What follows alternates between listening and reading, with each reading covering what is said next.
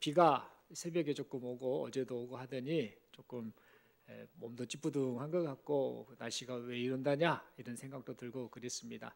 그래도 여러분들 이런 날씨 변화 속에서도 우리가 흔들리지 말아야 할 것은 주님을 향한 그 사랑, 주님을 향한 그 믿음이라는 것, 하나님 나라 소망하는 그 믿음이라는 것 우리가 늘 기억하면서 하나님 앞에 믿음으로 변함없이 믿음의 경주를 다해 달려가시는 우리 모두가 될 수 있기를 간절히 소망합니다. 옆에 분 보고 인사하겠습니다. 늘 힘내십시오. 주님이 함께 하십니다. 아멘입니다. 이 시간 저는 복음이 사람을 변화시킵니다 라는 제목 가지고 하나님 말씀 받기를 원합니다. 여러분, 보통 사람들이 갑자기 사람이 변하면 죽는데 라는 말들을 하곤 하지요. 사람이 갑자기 변하면 죽는데 라는 이 말을 하는 것은, 이 말의 의미는 그만큼 사람이 잘 변하지 않는다라는 것을 내포하는 그런 말일 것입니다. 여러분, 생각을 한번 해보십시오. 살아오면서 그 쌓인 경험들, 또 우리가 생각해왔던 그 삶의 방향, 이런 굳어진 가치관, 이런 것이 하루아침에 변한다라는 것이 과연 가능하겠습니까? 누가 물어봐도 또 우리가 생각했을 때 이건 불가능하다라고 그렇게 대답을 할 것입니다. 실제로 우리가 살면서 보면은요, 사람이 변하는 경우는 아주 특별한 계기가 있었을 때에 나타나기는 하는데, 그것도 어쩌다 한 번, 두 번 있을까 말까 하는 그런 일들입니다. 대부분의 사람들은 그렇게 쉽게 변하지를 않습니다. 그런데 오늘 이 본문의 말씀을 보니까, 이 갈라디아서 오늘 본문의 말씀을 보니까 하루아침에 완전히 변해버린 사람이 등장하고 있습니다. 그 사람이 누군가? 바로 바울입니다. 이 바울은 철저한 유대교 신봉자였습니다. 그래서 이 유대교의 부정적인 영향을 주는 이 교회를 보고 계속해서 엄청나게 핍박했던 인물이 바로 바울이지요. 그런데 이 다메섹에서 예수님을 만난 이후에 그 바울은 완전히 다른 사람으로 변화하게 되었음을 보게 됩니다. 그래서 바울은 복음을 전할 때마다 사람들에게 자신이 복음의 회방꾼이었습니다 라는 사실을 말하고, 그 부끄러운 과거를 말하면서 이렇게 내가 이제는 복음의 일꾼으로 살게 된 이 과정에 엄청난 사건이 있었습니다. 그리고 그 까닭이 있었습니다 라고 자주 말하곤 했습니다. 특별히 오늘 본문에 보니까 이 갈라디아 교회 성도들 향해서도 똑같은 그 이야기를 하고 있습니다. 제가 이렇게 변하게 된 이유가 있었어요. 내 예전에 과거가 이랬어요 라고 말을 하면서, 이런 말을 통해서 결국 이 갈라디아 교회 성도들이 참된 진리 안에 서기를 간절히 소망을 했습니다. 여러분, 바울이 갈라디아 교회 성도들에게 이렇게 말을 했던 이유는 당시에 이 갈라디아 지역 교회 안에 유대주의 거짓 교사들이 활개를 치고 있었기 때문입니다. 성경을 가르친다고 하면서 이런저런 유대교 전통을 섞어가지고 말을 하면서 성도들의 그 믿음을 이상한 믿음으로, 구원관을 이상한 구원관으로 왜곡시켰기 때문에 이 사실을 지금 걱정한 바울이 지금 이 갈라디아서 말씀을 기록했던 겁니다. 거짓 교사들은 할례를 받아야 됩니다. 율법을 지켜야 됩니다. 그래야 구원을 받을 수 있습니다. 예수 믿는 것으로는 부족합니다. 다른 겉으로 드러나는 어떤 행위를 해야 됩니다라고 그렇게 가르치면서 복음을 왜곡하였습니다. 그리고 이 자신들이 하는 말들이 진짜 맞는 말입니다 라는 사실을 인정받기 위해서 무엇을 했겠습니까? 이 바울이라는 사람을 비난했습니다.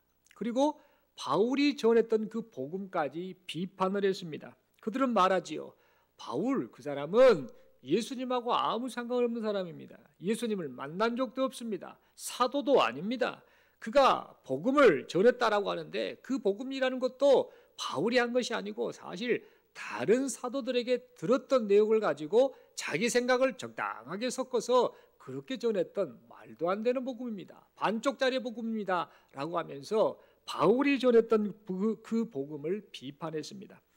어떻게 해서든지 사실이 아닌 유언비어를 퍼뜨려서 바울을 불신하게 만들고 바울을 불신하면 어떻게 되겠습니까? 바울이 한 말까지 안 믿게 되지 않겠습니까? 그것을 노리면서 그렇게 유대주의 거짓 교사들은 그렇게 행동을 했던 겁니다. 그래서 이 소식을 들은 바울이 이 사실을 바로잡아야겠다. 그리고 갈라디아 교회 성도들이 진리의 복음을 바르게 믿고 따르게 해야겠다라는 그 목적을 가지고 지금 자기 자신이 전하는 이 복음의 출처가 어디인지를 분명하게 말을 해주고 있습니다. 바울은 자신이 전한 복음이 예수 그리스도의 계시로 비롯되었다라고 말을 하고 있습니다. 거짓 교사들의 말처럼 바울 자신의 생각을 적당하게 섞어서 말한 것이 아니다. 다른 사람들에게 배운 것도 아니다. 이렇게 말하면서 자기 자신이 전한 이 복음은 예수 그리스도로부터 직접 받은 계시다라는 사실을 분명하게 말했습니다. 그러면서 자신이 전한 이 복음이 예수 그리스도로부터 받은 계시다라는 그 분명한 증거가 있다. 그 분명한 증거가 뭐냐? 바로 변화된 나의 삶입니다 라는 사실을 이 바울은 갈라디아 교회 성도들에게 말을 했던 겁니다. 그렇다면 여러분, 이 바울의 삶이 구체적으로 어떻게 변했길래 이처럼 자신 있게 갈라디아 교회 성도들에게 자신의 변화된 삶을 이야기하고 있는 것일까요? 여러분, 이 바울은 바리새파 유대인 가정에서 로마의 시민권을 가지고 출생한 사람입니다. 그는 어려서부터 가정에서 그리고 유대인들이 모이는 회당에서 아람어를 배우고 히브리어를 배우고 헬라어를 배웠습니다. 뿐만 아니라 구약 성경을 배웠습니다. 그리고 유대 구전 율법인 미시나 그리고 탈무드와 같은 입으로 전해진 그 율법인 미시나와 탈무드와 같은 것들을 잘 배우면서 그렇게 자랐습니다. 또한 이 교육 도시로 알려졌던 다소, 이 바울의 고향입니다. 이 다소에서 헬라 철학을 배우게 됩니다. 그리고 헬라의 학문을 배우게 됩니다. 그러면서 점점 인문학적인 능력을 키워가면서 그렇게 성장하였습니다. 그러다가 15, 16세쯤 되었을 무렵에 이제 부모님이 이 바울에게 권면을 합니다. 아야, 나는 네가 랍비가 되면 좋겠다. 랍비는 이제 선생님, 율법학자를 말합니다. 그런 랍비가 되면 좋겠다. 그렇게 유대교의 중요한 인물이 되면 좋겠다라고 하는 이 부모님의 이 권유로 인해서 예루살렘으로 유학을 가게 됩니다. 그래서 이 유학을 가게 되는데 당시에 이 예루살렘으로 유학을 갔던 이유는 예루살렘에 당대 최고의 석학이었던 박사였던 그 학자였던 가말리엘이라는 사람이 있었기 때문입니다. 이 바울은 이 가말리엘이라는 사람의 밑에서 이 문화생으로서 교육을 받으면서 그렇게 율법학자로서의 길을 걸어가게 됩니다. 이 바울은 이 가말리엘 그 문화생으로 공부를 하되 율법을 열심히 배우고 유대교의 전통을 열심히 배우게 됩니다. 그리고 많고 많은 그 문화생들 가운데 열심히 공부하고 노력해서요, 그 모든 학생들 가운데에 탁월한 실력을 발휘하게 됩니다. 그래서 이 랍비 교육을 마치게 되자 곧바로 이 바울은 율법학자로서 활동을 시작하게 됩니다. 여러분, 이 바울의 그 성장 과정 배경을 말씀드렸는데 우리가 이 점을 보면서 생각해야 될 것은 바울이 얼마나 철저한 유대교 신봉자였는가라는 사실을 우리는 기억해야 되겠습니다. 그런데 여러분, 이 무렵에 바울이 이렇게 율법학자로서 성장하고 또 그 실력을 이제 갖춰가고 있을 이 무렵에 유대교의 가르침하고는 전혀 다른 주장으로 유대교 신앙을 흔드는 사람들이 점점 세력을 키워가고 있었습니다. 그들이 누군가? 바로 예수 그리스도를 내 주님으로 믿고 고백하는 그리스도인들이었습니다. 그래서 이 유대교를 철저히 신봉했던 바울 입장에서는 저 그리스도인들의 세력이 커져가면 어떻게 되겠습니까? 큰일 났다. 유대교가 흔들릴 것이고 유대 민족의 정체성마저 흔들리겠구나 라는 사실을 생각해서 이 문제를 어떻게든 해결해야겠다. 나의 열심의 특심이니 하나님에 대한 헌신의 마음이 있고 유대교에 대한 열정이 있는 내가 저 세력들, 저 무리들을 어떻게든 제거하고 무너뜨려야겠다라고 하는 목적을 가지고 그리스도인들을 핍박하기 시작했습니다. 그 누구보다도 유대교를 열심히 신봉했던 바울은 그 누구보다도 열심히 기독교인들을 핍박하고 멸절시키려고 했던 것입니다. 그래서 바울은 기독교인들이 모여있는 곳을 다 찾아다닙니다. 그리고 그곳에 가서서 기독교인들을 잡아가두기 바빴습니다.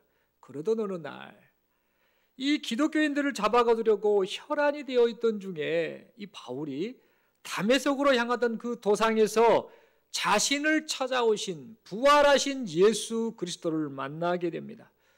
여러분, 그렇게 그리스도인들을 핍박하고 잡아 죽이려고 앞장섰던 바울이 다메섹 도상에서 그렇게 핍박하던 예수를 만나게 되었을 때에 이 바울의 심정이 어땠겠습니까? 분명 그동안 쌓아올린 자신의 종교적인 신념, 이론, 지식, 경험 이런 것들이 한순간에 와르르 무너져 내리는 것을 느꼈을 것입니다. 속으로 분명 이렇게 생각했을 겁니다. 이게 어쩐 일인가?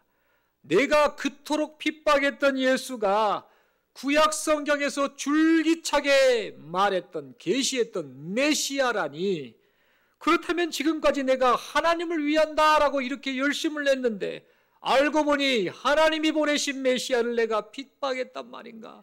이를 어쩌면 좋은가? 라고 하면서 분명 이렇게 스스로 괴로워하며 자신의 잘못을 뉘우쳤을 것입니다. 그리하여서 이렇게 철저한 회개를 하고 회심한 이 바울은 아라비아 지역으로 향하게 됩니다. 예수님을 만난 이후에 이 사람 저 사람하고 만나서 이야기하고 듣는 것이 아니라 곧바로 아라비아 지역으로 향했습니다. 그리고 그 이후에 다메섹으로 다시 돌아오게 됩니다. 여러분, 이 바울이 아라비아 지역으로 갔던 이유는 특별한 이유가 있습니다. 학자들은 이 바울의 행동에 대해서 예상, 추측을 합니다. 어떤 추측을 하는가? 아라비아로 바울이 갔다라고 하는 것은 분명 아라비아 이 지역, 이 반도가 과거의 구약 성경에 나와 있던 모세가 활동하던 시대에 모세가 이스라엘 백성들을 데리고 출애굽을 한 이후에 하나님의 계시, 율법을 받았던 그 장소, 시내산, 그 지역이 바로 아라비아 반도 지역이기 때문에 분명 이 바울은 그 사실을 확인하러 그곳에 갔겠구나라고 대부분의 학자들이 그렇게 추측을 하고 있습니다. 아마 이 바울은 아라비아 반도에 가서 구약 성경과 예수 그리스도의 계시가 어떠한 연관이 있는가, 성경이 이 예수에 대해서 구체적으로 어떻게 말하는가를 다시 한번 연구하는 그런 시간을 가졌을 것입니다. 그리고 이 다메섹에서는 예수님을 만난 장소 아닙니까? 이 다메섹에서는 예수님과 만났던 그 사건을 다시 한번 되새기고 되돌아보면서 그 예수님에 대해서 더 깊이 묵상하는 기회를 가졌을 것입니다. 무엇과 같은가? 마치 사도행전 17장 11절에 나오는 베레아 사람들의 모습과 같습니다. 이 말씀에 나오는 이 베레아 사람들은 바울이 복음을 전했을 때에 그 복음을 듣고 나서 듣고 끝내버리지 않습니다. 그 바울이 전한 복음을 듣고 나서 과연 그 말이 그러한가, 맞는가, 성경이 그렇게 말하는가라고 생각해서 날마다 성경을 상고하면서 그 들은 말을 확인하는 작업을 했던 것처럼 바울은 자신이 지금 다메섹에서 만난 예수 그리스도를 구약 성경, 그 메시아를 계시한 이 구약 성경이 어떻게 말하고 있는지 이것을 확인하기 위해서 현장에 답사했고, 그리고 성경 묵상을 통해서 이 모든 것들을 확인하는 과정을 거쳤던 것입니다. 그래서 이런 과정을 통해 바울은요, 자신이 핍박했던 예수, 그럼에도 불구하고 자신을 만나주신 예수, 이 예수님이 성경에서 말씀하는 메시아이시고 인간을 구원할 분이시다라는 사실을 깨닫고 믿게 되었습니다. 그리하여서 그렇게 3년이 지난 이후에 바울은 이제 예루살렘으로 향하게 됩니다. 그리고 예루살렘에서 머무는 15일 동안에 베드로를 만나게 되고 야고보를 만났습니다. 이 바울은 예루살렘에서 15일 동안 머무는 기간 동안에 베드로를 만나고 야고보를 만나면서 예수님의 생애와 예수님의 그 교훈에 대해서 더 자세히 듣게 되었을 것입니다. 그리하여서 예수님과 예수님께서 전하신 이 복음에 대해서 더욱 깊이 있게 이해하는 시간을 갖게 되었을 것입니다. 그리고 그 이후에 이처럼 귀한 시간을 보낸 바울은 사도행전 9장 15절의 말씀처럼 예수님이 지금 이 바울 자신을 부르신 이유가 이방인에게 복음을 전할 사도로, 일꾼으로 세우기 위해서 부르셨다라는 사실을 깨닫고 시리아와 길리기아 지역에 가서 복음을 전하게 되었습니다.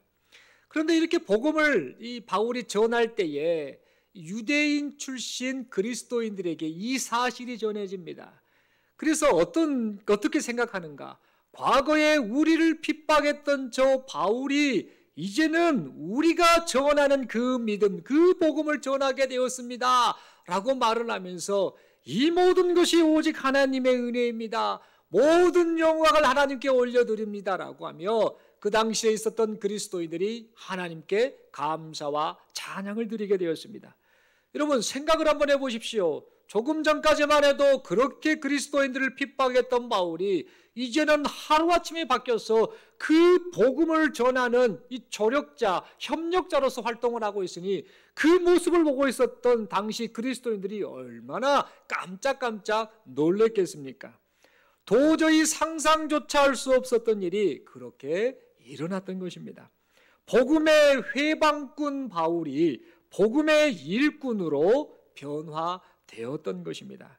그래서 이렇게 변화되었던 바울은 나중에 자신의 인생을 되돌아보고 또 사람들에게 복음을 전하면서 고린도전서 15장 10절의 말씀처럼 나의 나됨이 오직 하나님의 은혜입니다라고 그렇게 신앙 고백을 하였습니다.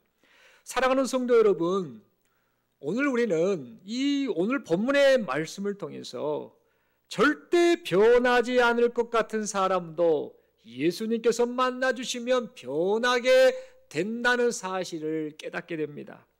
더 나아가서 절대 변하지 않을 것 같았던 사람이 우리보다 더 주님을 사랑하고 우리보다 더 주님을 위해 살게 된다라는 사실을 확인하게 됩니다. 이 말씀이 우리에게 얼마나 커다란 위로가 되는지 모릅니다.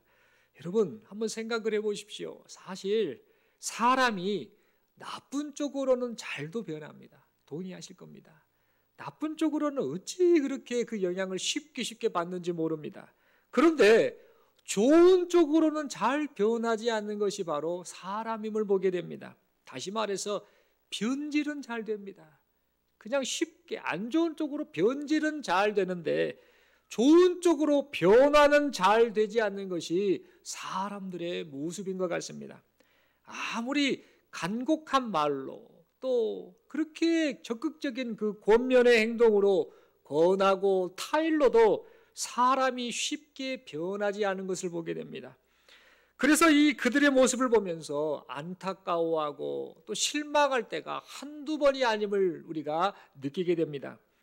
예수님 믿고 하나님의 자녀로 살았으면 하는 우리 남편, 우리 아내, 우리 자식, 우리 부모, 우리 형제, 우리 친구, 우리 이웃의 그 변하지 않는 완강한 모습, 강팍한 모습, 이것을 보면 우리도 모르게 낙심할 때가 있습니다.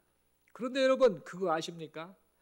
사실 어찌 보면은 남들이 보기에, 그리고 우리 주님께서 보시기에 사실 우리 자신이 그런 모습일 수도 있습니다.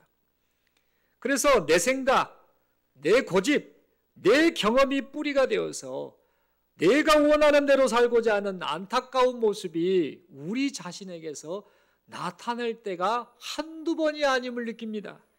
그런데 여러분, 놀랍게도 그렇게 변하지 않을 것 같은 사람들, 우리 자신을 비롯해서 많은 그 사람들도 어느 순간에 변해서 믿음의 사람으로 세워져 가는 것을 보게 됩니다.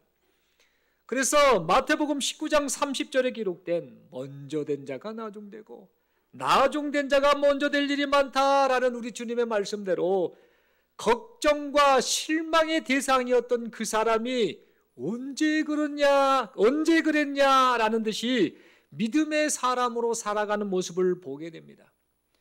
여러분, 이러한 일들, 그렇게 실망거리였고 걱정거리였던 그 사람들이 언제 어떻게 이런 일을 이렇게 변화될 수 있을까요? 언제 이런 일이 일어날 수 있을까요? 바로 우리 주님께서 말씀을 통해 그 사람을 만나 주셨을 때에 이러한 일들이 나타나게 된다라는 겁니다. 우리가 생각지 못한 때에, 우리가 생각지 못한 장소에서, 우리가 생각지 못한 방법으로 우리 주님께서 변화시켜 주실 그 사람을 변화시켜 주실 것이기 때문입니다. 그러므로 우리는 내 자신의 모습이 한심스럽다라고 그렇게 생각하면서 우리 자신을 포기하지 말아야 합니다. 우리가 안타깝게 여기는 그 사람을 절대 포기하지 말아야 합니다. 하나님이 포기하지 않으시니 우리도 그 사람을 절대 포기하지 말아야 합니다. 내가 변화시킬 수 없는 그 사람을 우리 주님이 변화시켜 주실 것을 믿고 포기하지 말아야 합니다. 여러분은 이 존 뉴턴이라는 사람, 이 사람의 이야기에 대해서 한 번쯤은 들어보셨을 것입니다. 이 존 뉴턴이라는 사람, 이 사람은 이 당시 그 사람이 살았을 때 당시에 지중해를 오가는 이 배의 선장이었던 아버지의 영향으로 인해서 11살 때부터 선원으로 활동하게 되었습니다. 그의 어머니, 존 뉴턴의 어머니는요, 참 경건한 신앙이었다고 합니다. 그렇게 예수님을 잘 믿었다고 합니다. 늘 하나님 앞에 찬양하고 감사하고 말씀을 묵상하고 늘 기도하는 일에 힘썼던 그런 어머니였다고 합니다. 그 어머니가 이 존 뉴턴 어린아이에게 늘 믿음으로 살기를 권면하고 말씀대로 살기를 권면하고 그렇게 자녀를 양육하다가 안타깝게도 존 뉴턴이 7살 되던 그 어린 나이 때에 이 어머니가 폐병으로 그만 세상을 떠나고 말았다고 합니다.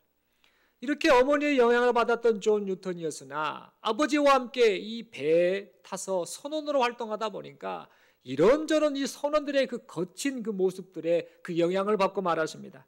그러면서 자라면서 성격이 거칠어지고 삐뚤어지기 시작했다고 합니다. 그러더니 더 심각하게는 다른 사람들보다 더욱 난폭해지고 결국에는 그런 난폭함 때문에 모든 사람들에게 미움을 받는 그런 모습으로 살고 말았다고 합니다. 특별히 아프리카에 있는 이 흑인들을 이제 노예로 잡아오는 그 노예선에서 일을 하면서요, 자연스럽게 그 노예선 안에서요, 이 노예들에게 함부로 대하고 온갖 나쁜 짓만 골라 하는 정말 나쁜 놈이네 라고 그런 소리를 들을 만한 그런 행동을 하며 그렇게 인생을 살았다고 합니다.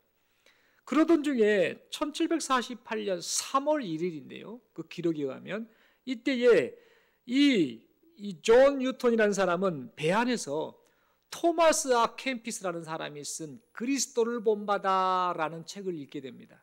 바로 그 책이 이 책입니다. 이게 지금 오늘날 다 번역이 돼서 오래된 고전인데 이 책을 이 존 뉴턴이라는 사람이 그 책을 접하게 됩니다. 읽고 싶어서 읽은 게 아닙니다. 배 안에서 할 일도 없고 그냥 뒹굴뒹굴 하다가 심심풀이로 이 책을 펼쳐서 읽기 시작했습니다. 그런데 이 책을 읽는 동안에 그에게 큰 변화가 나타나기 시작했습니다. 그는 이 책을 읽으면서요, 이것저것을 생각하다가 불현듯 어렸을 때 그에게 영향을 주었던 어머니를 떠올리게 됩니다. 어머니가 기도했던 모습, 어머니가 하나님께 찬양드렸던 모습, 어머니가 하나님의 말씀을 가르쳐 주셨던 그 모습들을 떠올리면서 마음의 심경의 변화가 나타나기 시작했습니다. 그러면서 그는 눈물을 흘리며 무릎을 꿇고 하나님께 마침내 회개하게 되었습니다. 여러분, 절대 변하지 않을 것 같았던 존 뉴턴, 그 모든 사람이 보기에 저런 나쁜 놈이 어디 있을까라고 손가락질 당했던 그 존 뉴턴이 그렇게 변하게 되었던 것입니다. 그 이후에 이 존 뉴턴은요, 새로운 삶을 출발하게 됩니다. 지금까지 그렇게 극악무도한 짓을 했고 정말 부끄러움 투성이었던 그 삶의 모든 것을 정리하고 이제는 내가 과거에 핍박했던 예수 그리스도, 그 예수 그리스도를 위해서 이제는 살겠습니다라고 그렇게 결단하고 목회자의 길을 걷게 되었다고 합니다. 그는 버킹엄에서 16년 동안 사역을 하고 올리교회에서 합해서 27년간 이런저런 사역을 하면서 하나님의 그 뜻을 따라 순종하며 살았습니다. 그러던 중에 그가 회개한 지 29년째가 되던 그때에 1779년에 인생의 가장 밑바닥에서 방황하고 있었던 자신의 모습을 생각하면서 그런 나를 하나님이 만나주셨다니, 그런 나를 찾아와 주셨다니, 그 주님이 나의 주님이 되어주셨구나라는 사실을 감사하면서 노래한 그 내용, 글을 작사하게 됩니다. 이 작사한 내용이 바로 여러분들이 잘 알고 계시는 찬송가 305장 나 같은 죄인 살리신 주 은혜 놀라와라는 그 노래를 작사하면서 하나님을 향한 그 신앙 고백을 드렸습니다. 여러분, 그렇게 변하지 않을 것 같았던 존 뉴턴도 말씀으로 찾아와 주신 주님이 만나 주시니 놀랍게 변화되었던 것입니다. 사랑하는 성도 여러분, 우리는 이러한 것들을 생각하면서 복음이 사람을 변화시킨다라는 사실을 믿어야 합니다. 절대 변하지 않을 것 같은 사람도 복음 앞에 서면 변하게 된다라는 사실을 믿어야 합니다. 왜냐하면 복음의 주인공이 누구이십니까? 예수 그리스도 아니십니까? 그 예수님께서 복음을 통해서 변화시키기로 작정하신 그 사람을 만나주시고 마침내 그 사람을 변화시켜 주실 것이기 때문입니다. 마치 절대 변하지 않을 것 같았던 바울을 변화시키시고 바울로 하여금 주님을 위해 살도록 그의 인생을 바꾸어 주셨던 것처럼, 존 뉴턴이라는 사람의 그 인생을 바꾸어 주셨던 것처럼 여기 모인 우리들 역시 그렇게 변화시켜 주실 것이기 때문에 그 주님만을 바라보며 살아가시는 우리 모두가 될 수 있기를 소망합니다. 사랑하는 성도 여러분, 그러므로 우리는요, 언제나 말씀으로 찾아오신 이 주님의 음성에 귀를 기울여야 합니다. 우리의 눈을 활짝 열어서 주님이 쓰신 사랑의 편지인 하나님의 말씀, 성경을 읽어야 합니다. 단순한 글이 아닌 그저 세상에서 가장 잘 팔린 베스트셀러라는 그런 개념의 책이 아닌 하나님의 말씀, 우리 개인을 향한 그 사랑의 편지인 하나님의 말씀, 이 성경을 우리가 눈을 활짝 열고 간절한 마음으로 읽어야 합니다. 우리의 귀를 열어서 설교를 통해 들려주시는 주님의 음성을 귀담아 들어야 합니다. 지금 주님이 우리에게 뭐라고 말씀하시는지 갈급한 마음으로 귀를 활짝 열어 주의 말씀을 들어야 합니다. 우리의 마음을 열어 우리를 향해 예하게 표현하시는 주님의 마음을 느껴야 합니다. 주님과의 깊은 만남을 통해 주님과 교제하며 살아가는 그런 인생 되기를 소망하며 주님 만나기를 사모하는 마음으로 주님을 향해서 우리의 마음을 활짝 열어야 합니다. 그리하여서 성경을 통해 복음을 바르게 깨닫고 복음의 주인공이신 예수 그리스도를 만나서 예수님과 깊은 교제 가운데서 영원한 생명을 누리며 살아가시는 우리 모두가 될 수 있기를 간절히 소망합니다. 또한 복음으로 우리를 만나주시고 복음으로 우리를 변화시켜 주신 우리 주님께 존 뉴턴이 고백했던 그 고백과 바울이 고백했던 나의 나됨이 오직 하나님의 은혜입니다라고 고백했던 그 고백처럼 여기 모인 우리들 모두도 나 같은 죄인 살리신 주님의 은혜에 놀랍습니다. 이 모든 것이 오직 하나님의 은혜입니다라고 감사의 고백과 찬송을 올려드리는 우리 모두의 삶이 될 수 있기를 간절히 소망합니다. 우리 마지막으로 서로에게 이렇게 인사합니다. 자신을 포기하지 마세요. 한 번 더 인사합니다. 걱정거리인 그 사람을 포기하지 마세요. 한 번 더 인사합니다. 주님이 복음으로 변화시키실 것입니다. 아멘이십니까? 여러분, 우리 자신을 보면 심란하죠? 나는 왜 이 모양일까? 그리고 주변에 사랑하는 사람들 보면은요, 안타까운 사람들 보면 심란할 때가 있어요. 어째 저럴까? 언제 예수 믿을까? 언제 정신을 차릴까? 언제 좀 저렇게 될까? 이런 고민을 많이 하잖아요. 사람이 아무리 발버둥 쳐도 사람이 사람을 못 바꿉니다. 그렇죠? 내 자신도 안 됩니다. 작심삼일이 아니라 작심삼분도 못하는 게 우리예요. 사람이 그렇더라고요. 그런데 중요한 거는 그 사람이 변하지 않을 것 같은데 변합니다. 무엇 때문입니까? 복음으로 우리 주님이 만나 주셨을 때 변한다라는 사실. 이 사실을 우리가 기억하면서 우리 자신을 포기하지 마시고, 우리가 지금 바라보는 그 사람들을 포기하지 마시고 함께 기도하며 그 주님의 은혜를 구하면서 그렇게 살아가시는, 그리고 그것을 누리면서 모든 것이 오직 하나님의 은혜입니다 라고 고백하시는 우리 모두가 될 수 있기를 간절히 소망합니다. 기도드리겠습니다. 하나님 아버지, 말씀 받았습니다. 우리 모습을 보면 부끄럽습니다. 실수투성이고 또 잘못하는 것도 많고 부끄러움 투성임을 고백합니다. 그러나 변하지 않을 것 같았던 우리가 점점 변해가고 있고, 또 실망으로 보여지는 그 사람이 주의 은혜로 말미암아 변하게 될 줄로 믿고 감사와 찬양을 드립니다. 일평생 복음을 통해 우리를 만나주신 주님과 깊이 교제하고 주님을 더욱더 뜨겁게 사랑하며 그렇게 인생을 살아가고, 이 모든 것이 오직 하나님의 은혜입니다라고 간증하며 살아가는 우리 모두가 되게 하여 주시옵소서. 이런 은혜를 베풀어 주심을 믿고 감사드리오며 우리 주님 예수님 이름으로 기도드리옵나이다. 아멘. 다 함께 찬송